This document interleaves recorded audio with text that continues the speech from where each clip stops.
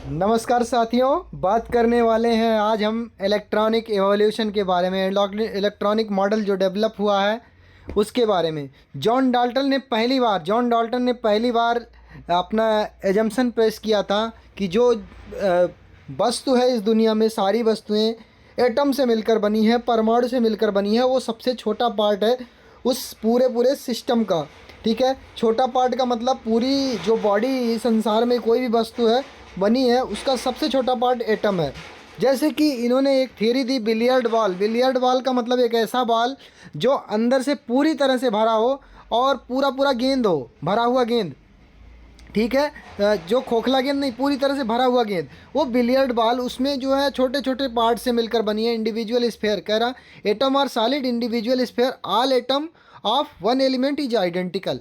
एक वस्तु के सारे एटम आइडेंटिकल होंगे ये बताया।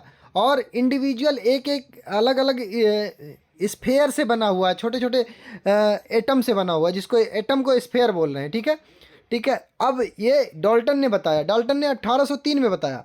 और जस्ट 100 साल बाद, 100 साल बाद, 100 सेंचुरी चला, जे थॉमसन आए। जे थॉमसन ने इसको जो है सीधा सीधा प्लम पुडिंग मॉडल में कन्वर्ट कर दिया। इन्होंने क्या कहा कि इलेक्ट्रॉन जो है प्लम पुडिंग, एक तरह का प्लम मतलब बेर, जो समझ लीजिए कि खरबूज, खरबूज समझ रहे हैं, तरबूज, तरबूज के अंदर जैसे कि आपका बीज होता है, जगह जगह इम्बेड होता है ना, उसी तरह से ये कह रहे हैं प्लम पेडिंग बेर में discovered the electron and the atom is positive soup.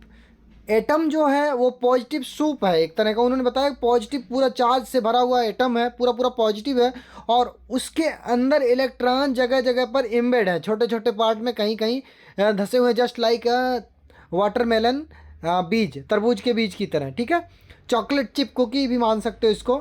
आगे इसके जस्ट बाद अर्नेस्ट रदरफोर्ड आए, यानी ये 10 साल बाद एक्सपेरिमेंट करके देते हैं। 1904 के 10 साल बाद, यानी लगभग 1911 में एक्सपेरिमेंट क्या करते हैं न्यूक्लियर मॉडल में। ये अल्फ़ा पार्टिकल को गोल्ड फॉइल, बहुत पतली सी गोल्ड फॉइल रहती है, उस पर बराबर बमबारी करते हैं, देखते हैं बहुत सारे पार्टिकल पास कर जाते हैं। कोई एक सिंगल पार्टिकल, यानी 99.99% पास कर जाते हैं। कोई एक सिंगल पार्टिकल हज़ारों में से टकरा कर वापस जाता है। तो उससे ये डिसाइड करते हैं कि कोई एक सेंटर में कोई एक ऐसा पार्ट है जहाँ से वो पॉजिटिव चार्ज है और वहाँ से वापस चला जा रहा है, तो वो न्यूक्लियस की खोज करते हैं वहाँ से।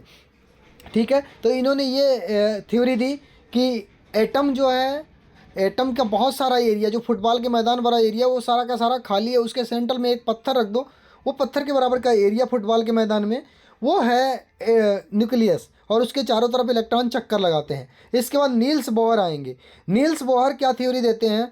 नील्स बोहर कहते हैं कि जो आप चारों तरफ चक्कर लगाते हैं उनको ऊर्जा कहाँ से मिलती है, ये सब चीज़ें आपने एक्सप्लेन नहीं किया। कौन ने एक्सप्लेन किया?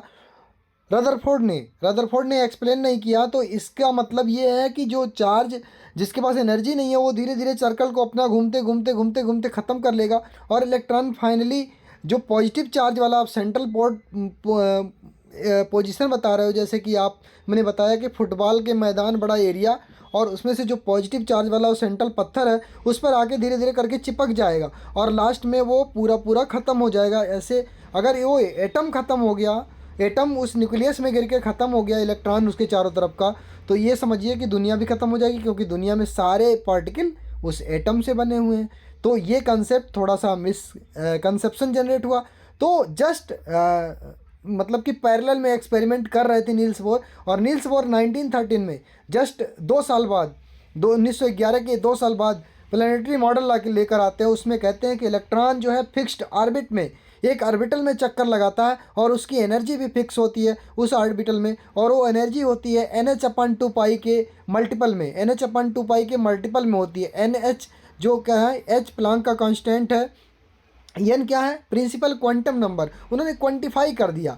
क्वांटिफाई मतलब एनर्जी लेवल को क्वांटिफाई कर दिया, ऑर्बिट लेवल को क्वांटिफाई कर दिया कि अलग अलग ऑर्बिटल की एनर्जी अलग अलग होगी। और जब जो है कोई इलेक्ट्रॉन कहीं हाई एनर्जी पा जाता है किसी बाहर से, तो वो एनर्जी पाने के बाद वो हायर एनर्जी लेवल में चला जाता है, दूसरी कक्षाओं में चला जाएगा, और जाने पर वहाँ पर जो है कुछ देर स्टेबल रहेगा। जब रिटर्न होगा ना, तो वो इलेक्ट्रॉनिक स्पेक्ट्रम छोड़ता है, जिसको स्पेक्ट्रम का मॉडल भी कहते हैं। इन्होंने ये भी डिटेल में दिया इसके बाद। तो ये देखिए, आपको समझ में आ गया होगा दोस्तों कि मैं क्या कहना चाह रहा था। अब देखिए ये मॉडल, एक क्विक रिवीजन। डाल्टन मॉडल 1808 बिल्कुल एटम बताते हैं। थॉमसन बताते हैं कि एटम है लेकिन उसके अंदर पॉजिटिव और निगेटिव चार्ज एम्बेड हैं, पूरी अलग अलग जगह पर एम्बेड हैं। जैसे कि तरबूज का मतलब एग्जाम्पल ले लीजिए, तरबूज और उसके अंदर उसका बीज को इलेक्ट्रॉन मान लीजिए और तरबूज को आप पूरा पूरा पॉजिटिव चार्ज मानिए, ठीक है। रदरफोर्ड आते हैं, कहते हैं सर्कुलर ऑर्बिट में चक्कर लगा रहा है।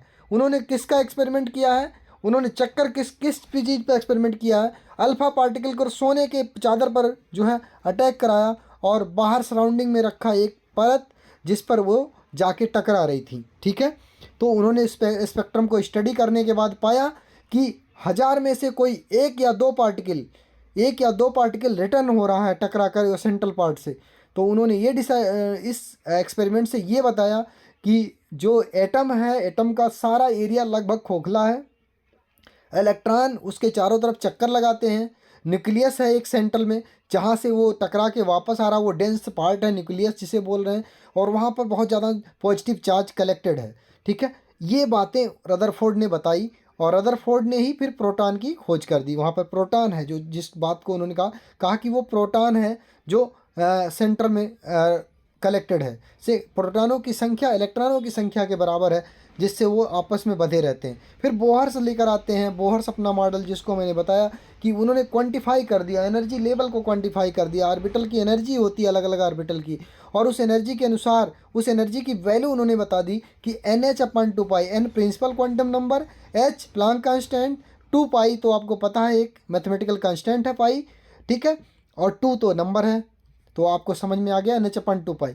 अब इसके बाद शोडिंगर आते हैं 1926 में, ठीक है, 1926 में आते हैं शोडिंगर। इसके पहले बोहर्स जो है 1913 में इसको डिसाइड कर दिए हैं। 1913 के बाद 1926 में श्रोडिंगर आते हैं। श्रोडिंगर क्या करते हैं, इसको मैकेनिकल क्वांटम में और डिटेल में बताते हैं। मैकेनिकल क्वांटम सिस्टम में, मैकेनिकल क्वांटम सिस्टम क्या होता है, इन्होंने उसको बताया कि ये जो एटम है ना, जो इलेक्ट्रॉन है वो बिल्कुल फिक्स इस तरह से नहीं ऑर्बिटल में है, उसके पाए जाने की प्रोबेबिलिटी बताते हैं। वो कहते हैं कि वो जो इलेक्ट्रॉन है मूविंग उसके चारों तरफ न्यूक्लियस के, वो इलेक्ट्रॉन फिक्स्ड ऑर्बिटल में तो मूवमेंट करता है, लेकिन वो फिक्स्ड ऑर्बिटल में एकदम नहीं, वो इलेक्ट्रोमैग्नेटिक वेव की तरह मूव करता है। इलेक्ट्रोमैग्नेटिक वेव जैसे कि उसका फिक्स पोजीशन नहीं है, वो फ्लैक्चुएट करता है, बिल्कुल फिक्स्ड सर्कुलर ऑर्बिट नहीं है।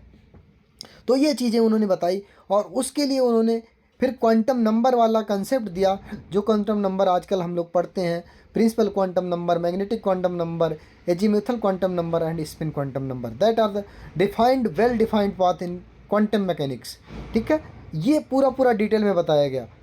उम्मीद करता हूँ साथियों, अगर 10th और 12th के स्टूडेंट हो, आपको अच्छे से ये बात समझ में आती होगी और आ भी गई होगी, नहीं आती होगी, क्लियरली कंसेप्ट क्लियर कर लिया होगा आपने।